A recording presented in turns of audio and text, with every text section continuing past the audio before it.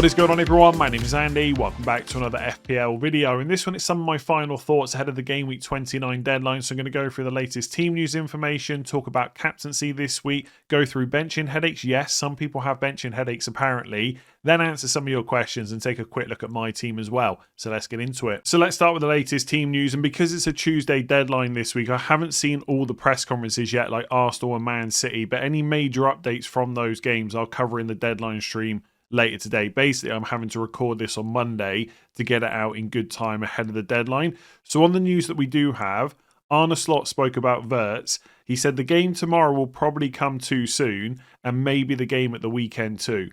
So if he's a doubt for the FA Cup game this weekend, it seems very unlikely that he's going to play in Game Week 29. Now, that doesn't mean you have to sell him, because if you own him, it meant you kept him through the non-appearance in Game Week 28. Whether you sell him now really depends on what the rest of your squad is looking like.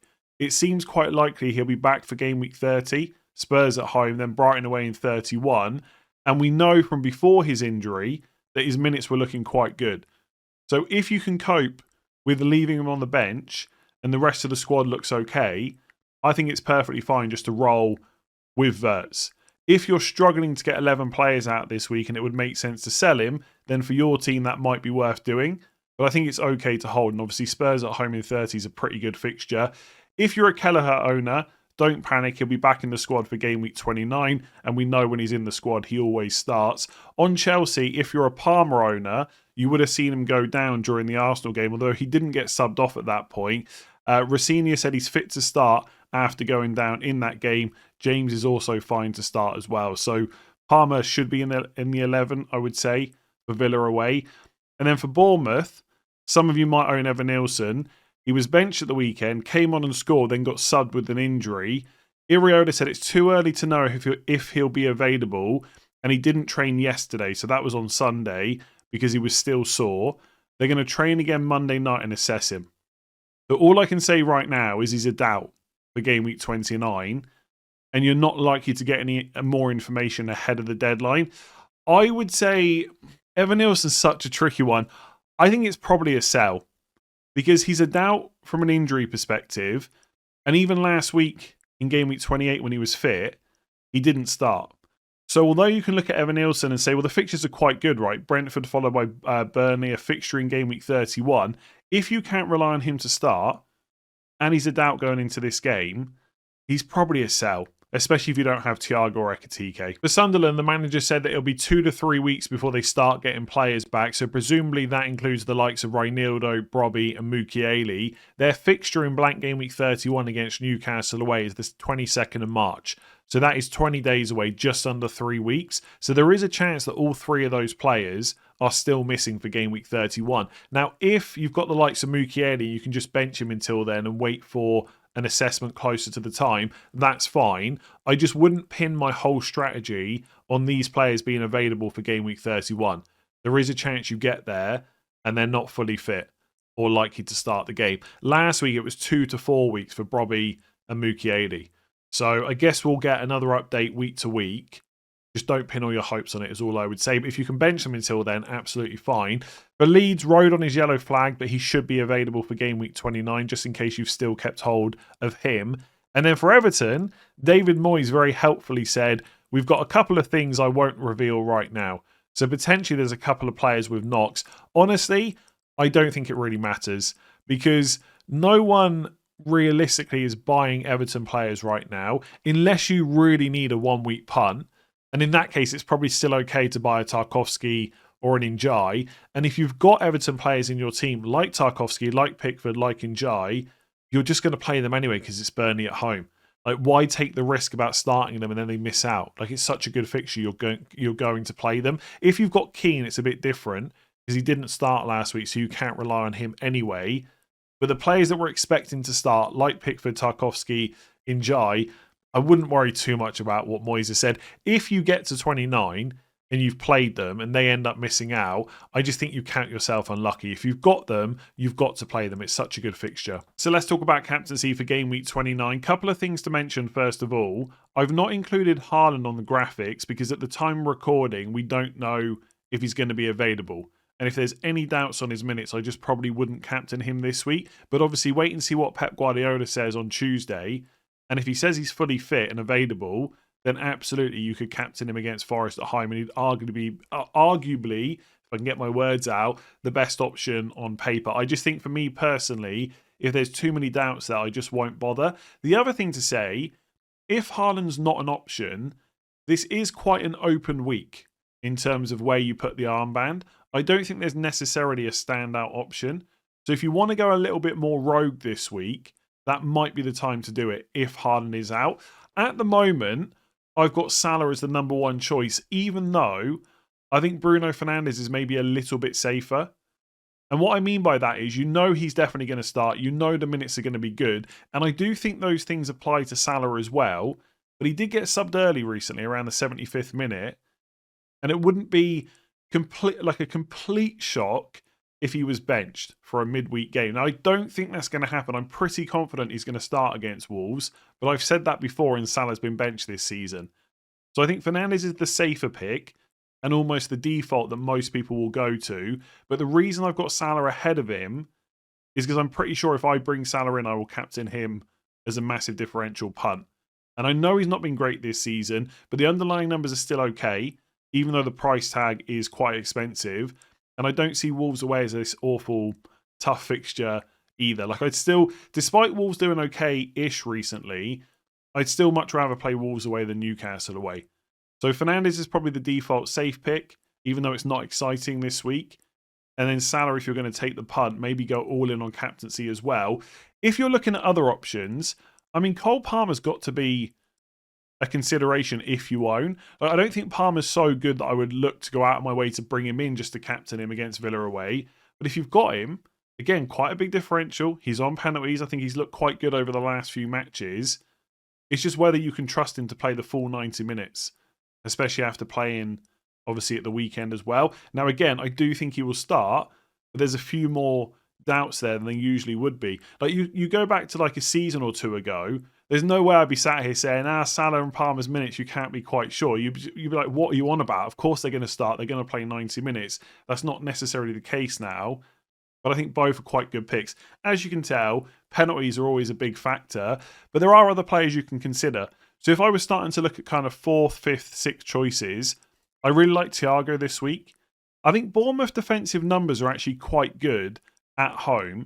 But overall, their defence has not been great. And Brentford attack is pretty decent.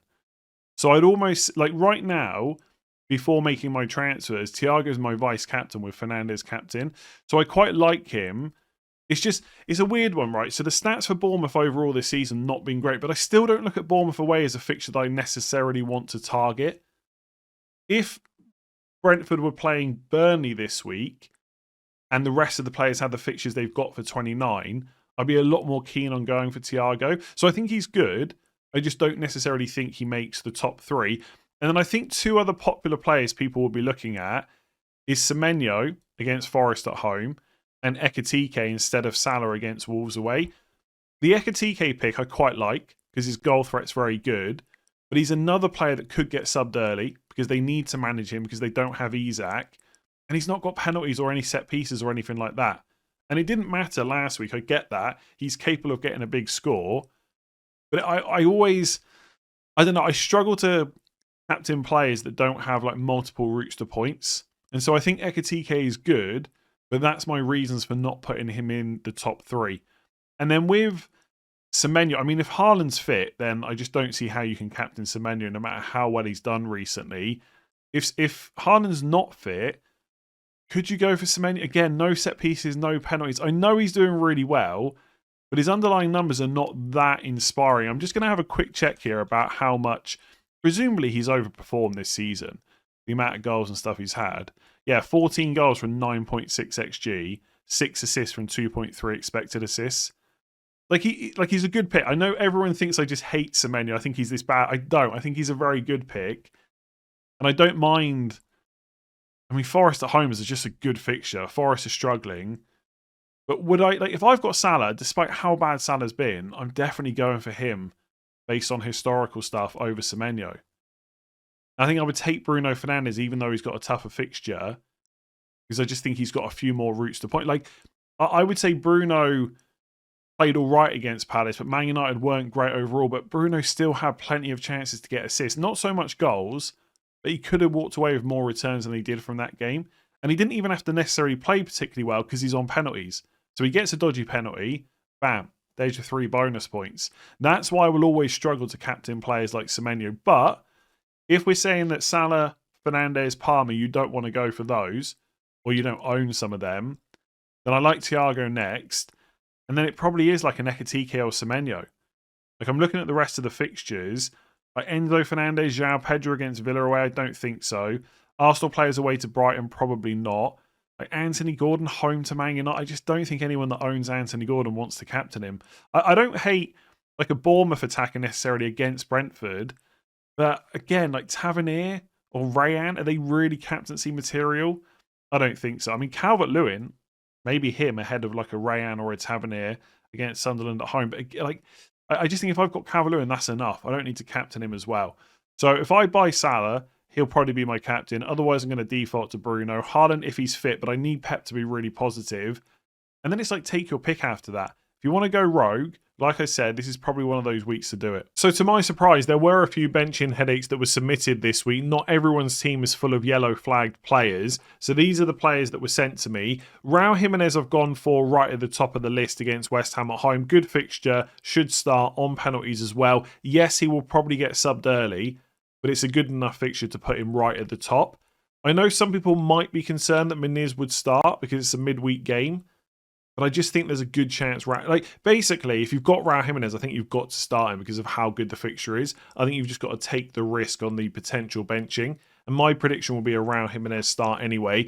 Then Dangu Utara against Bournemouth away. Then Rodgers against Chelsea at home. I know Rodgers' owners are super frustrated with him. But if you keep him this week, I don't think there's too many defenders and stuff like that I would play ahead of him. Like, he could still come away from Chelsea at home with something. Then I've gone for Nico O'Reilly against Forest at home. I've put an asterisk there because I haven't got an update from Pep Guardiola yet in his press conference on Tuesday to know whether O'Reilly is available. If he is, you've got to play him, I think, with the role that he's got in that City team, the chances that he's getting. If Pep puts serious doubts on O'Reilly's minutes, then maybe you just bench him or sell him.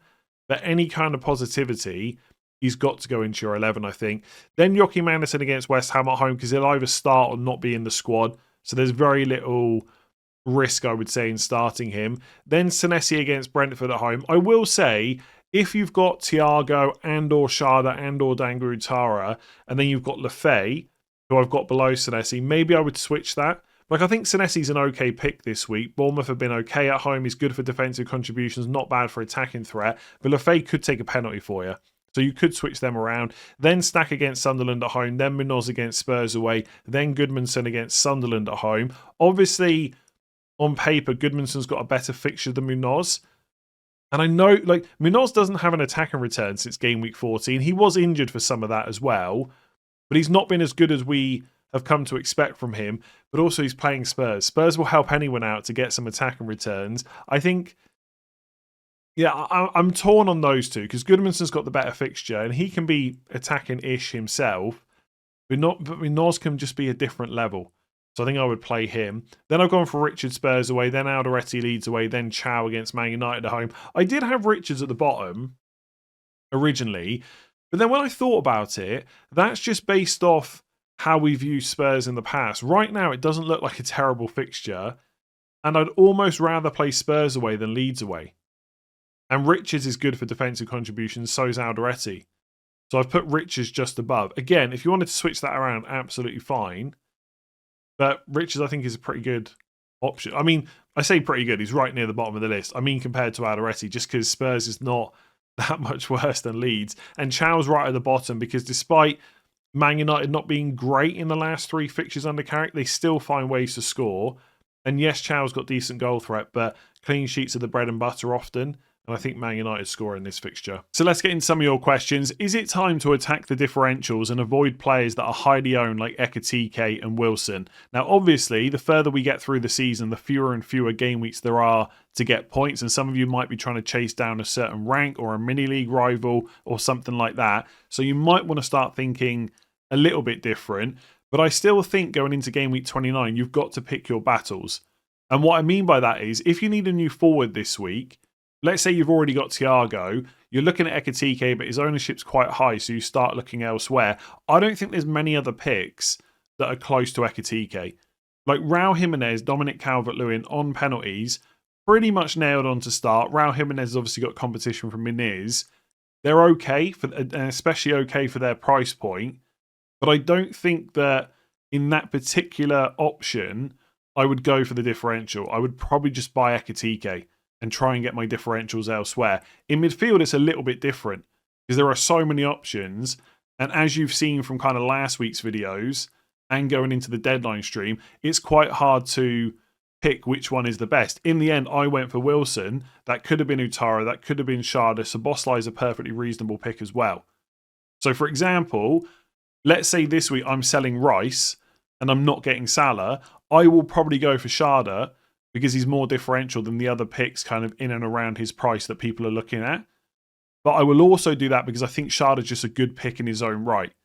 If I thought that Dango was miles better than Sharda, I wouldn't worry about the differential point, basically. Does that make sense? So unless you think the alternative differential option is genuinely as good, I wouldn't bother doing it because you could just go different and be even further behind. Now, as is the case of all these things, it probably depends how much you're chasing. Obviously, I'm in a bit of a different position because I'm currently top 1k, so I don't necessarily need to push it as much. But I do like to take the differential on where possible. Like, even if you go back to the start of the season, when João Pedro was seen as, absolutely essential, I never felt like he was good enough for the amount of ownership he had. So even in game week 1, I was looking at going a little bit different. So I think you can kind of do it in any given week. It just depends on how good the alternative is. So in midfield, I agree there's a lot of options and you can think about that a bit more. Forwards, not so much. Like, let's just say, I hate using this as an example because I've not seen the press conference and he might be absolutely fine. But let's say everyone decides to sell Haaland this week. Thiago, Ekitike are just the top two. And I don't think many other people should be looking elsewhere. And like I said, you should try and get the differentials from elsewhere. So speaking of differentials, do you think Marmoush could be an option as a short-term punt before wildcard? No, not really. And here's why, right? Even if Pep Guardiola says today that Haaland is out, he didn't play against Leeds and Marmoush still only got 67 minutes.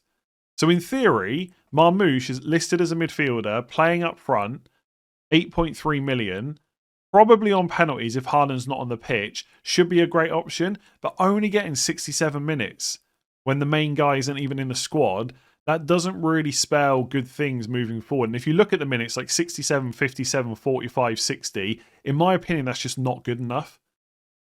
And I think with the blank in game week 31, you've really got to be sure that this short-term punt is worth taking.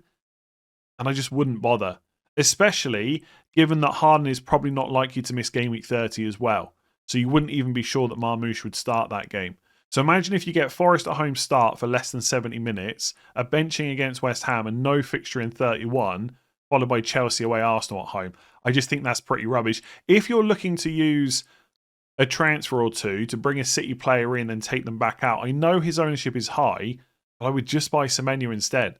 The guy that's basically playing 90 minutes every game. So is Alex Iwobi a good differential option if Wilson is out? 1% owned, okay defensive contributions and good attacking potential and only 6.3 million. Now it's quite interesting that this question came in for this video because I was listening to the Above Average FPL podcast this morning. Check that out if you haven't already. And they were quite keen on Iwobi, especially Baker. I think given the next three fixtures, he's okay to think about, right? It's West Ham at home, Forest away, Burnley at home. He'll start all three and the minutes will be good. So there's no harm in taking a short-term punt like that. But I'm not sure he's quite as good as recent returns suggest. Like on the defensive contributions thing, from what I could see on Fantasy Football Hub stats, 6.23 per start. So he's getting nowhere near the 12 you need as a midfielder to get the plus 2 points. And I'm not sure he's hit it all season. Yeah. Oh, sorry, he's hit it once. He got 12 once. So he's only had +2 points once all season. And then on the attacking stuff, I know recently he's got the goal against Spurs, the goal and an assist against Sunderland. And he is capable of getting those kind of returns. But his underlying numbers are pretty rubbish. 0.06 expected goals per 90, 0.17 expected assists. Like, it's okay, but it's nothing to get that excited about. So this goes back to what I was saying earlier. Iwobi's a big differential, like 1.2% overall ownership. The next 3 fixtures are good, but I would definitely buy Dango Utara or Sharda over him, despite slightly worse fixtures for Brentford, because they're just more attacking. And I don't necessarily trust Iwobi to keep up what he's done in the last couple of games. Baker did make a good point on that on the podcast that he's quite good for bonus points. So if he does get a return, he's likely to get you like 2 or 3 bonus points as well. But is he going to get those returns? That would be my worry. So I absolutely do not hate him for the next 3 fixtures because they're so good. But he's not a great long-term pick. And in my opinion, there is better midfielders to go for even for the next 3. So is free hit 31 better than selling Man City and Arsenal players who you'll want back later? Those 2 teams may not blank together again. As a general view on free hit 31, on current information, I don't think it's very good. Because most people are not sat there with like 3 Arsenal, 3 City and 3 Palace. I'm ignoring Wolves players because there might be 1 or 2 out there, but the majority don't have any. So most people are not fully stacked with players from those 3 teams. Maybe you've got 3 Arsenal left over from the double, and then Haaland, O'Reilly, Semenyo. And let's say you've got 1 Palace, so that's 7 players. Most people have not got that many players that are blanking in 31. And the problem is if you use it in 31, you're then stuck later on for blank game week 34. And the reason that one is, in my eyes, more important is because you've got the double in 33. So if any teams are doubling in 33, it means they're probably blanking in 34. So let's say Arsenal and City both double in 33. You're right, you will want those players, but then you won't want them in 34. And this time, you'll probably have more players in your team that are blanking than you do in 31. Because there'll be at least probably 4+ teams doubling in 33. So you're going to want as many players as possible from those teams, and then they're all going to blank in 34. So that's why, right now, I don't think it looks that great. We will have the FA Cup 5th round played after game week 29 and before game week 30. So we'll have a bit more information about which teams have gone through, what's looking likely for later on in the season. But as it stands, I don't think most people should be preparing to free hit in 31. Now, I'm not saying it can't work. Because if you free hit 31, your strategy then becomes use transfers for double game week 33. And if you've got your wild card left, probably just wild card in 34 to get rid of all the players that are blanking, or at least get rid of most of them. So it can work. But I just think with the way most people's teams are set up, you're probably better off just playing through 31, wild carding, especially if you've still got your bench boost left to play, and then free hit afterwards. Because you're right, if teams are doubling in 33 and you want them for the rest of the season, that's great. But the free hit in 34 will help you manage that a little bit better. So I'm sure free hit 31 will work out okay, but it's hard to know just how good or bad it might be on current information. And by the way, when you say those 2 teams may not blank together again, if City and Arsenal don't blank, they won't double. So you could potentially have a situation where you've got City players in 31, you free hit to keep them for Chelsea away, Arsenal at home, and no double. Now, after that, 34 onwards, they're pretty good again. Burnley away, Everton away, Brentford at home. But I'm telling you now, if I this is how I, again, view it on current information. If I wildcard in 32 and City aren't doubling in 33 because they're not blanking in 34, I probably don't have that many of their players. So you want them to blank later so that they double. It's a little bit different for Arsenal because they got Bournemouth at home in 32, but then it's Man City away. So you're really that bothered about being tripled up on Arsenal for Man City away when potentially lots of other teams have a double game week that week. So I've talked about free hit 31 quite a lot. By all means, go for it. It won't absolutely tank your season. I'm pretty confident in that. But I'm also pretty confident that saving it for 34 will be better for most people. So I'm just going to run through some final thoughts for my own team going into game week 29. I've got 2 free transfers and 2.1 million in the bank. On my team selection video on Sunday night, I mentioned that if Haaland was going to miss Forest at home, I would likely sell him to Ekitike and probably buy Salah. That is still my plan if Haaland's a major doubt going into this game week. If Pep Guardiola says that he's okay, I will probably keep him and probably captain him. I am looking for an opportunity to go different, but if Haaland's fit, it doesn't really make much sense to sell him. So unfortunately, broken record alert, I'm going to have to wait and see what Pep says before I make a decision. And I could wait until all the press conferences have happened on Tuesday to put this video out, but then it wouldn't go out until close to the deadline stream, so it'd be kind of pointless. So unfortunately, I've got to do it before the Tuesday presses. So if Haaland's doubt, I'm going to sell him for Ekitike. Like, that's almost certain because I've already got Thiago. And then I'll probably do Rice to Salah, whether Rice is a doubt or not, because Rice is going to blank in game week 31, and I prefer to sell him before any of my other midfielders. And on Salah, I'm not going to sit here and talk about Salah. I've already done it enough for game week 29. If you don't want to go there, I completely get it. I really do. It's just a massive differential play based on historical data more so than this season, and a huge differential captaincy option as well. Not just for this week against Wolves away, but next week against Spurs at home. So that's my plan if Haaland's out. The only slight hesitation is if City lose to Newcastle in the FA Cup 5th round, which happens after game week 29, City against Palace might just go back into game week 31. In which case, Haaland would have West Ham away in 30 and Palace at home in 31 and probably be the best captain in both weeks. That could be painful. But the other thing to mention, if Newcastle do beat City and City go out of the FA Cup and City versus Palace goes back into 31, that means Man City won't blank or double for the rest of the season. Because the only game they've got right now to postpone, that's been postponed, is the Palace one. But if that goes into 31, that's a single game week. And if they get knocked out of the FA Cup, they can't blank in 34. Therefore, they can't double in any other week either. So if I sell Haaland and then City get knocked out of the FA Cup, then okay, has West Ham at home, West Ham away, Palace at home. Then it's Chelsea away, and then it's Arsenal at home in 33, which we're expecting double game weeks, but there wouldn't be one for City in that scenario.